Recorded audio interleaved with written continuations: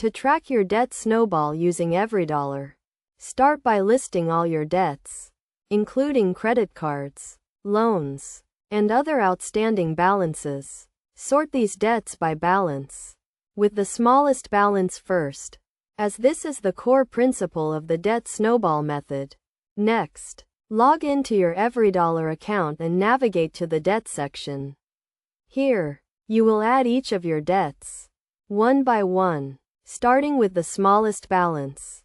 For each debt, you will need to input the current balance, the interest rate, and the minimum monthly payment.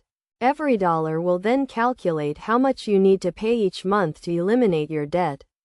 The goal is to pay the minimum on all debts except the smallest one, which you will pay as much as possible towards until it is paid off. Once you have paid off the smallest debt, use the money you were paying towards it and apply it to the next debt on your list, along with its minimum payment. This process continues until all your debts are paid off. To track your progress, regularly update the balances in EveryDollar and adjust your payments as needed. You can also use the app to set reminders for payments and track your expenses to ensure you are staying on track with your debt snowball plan.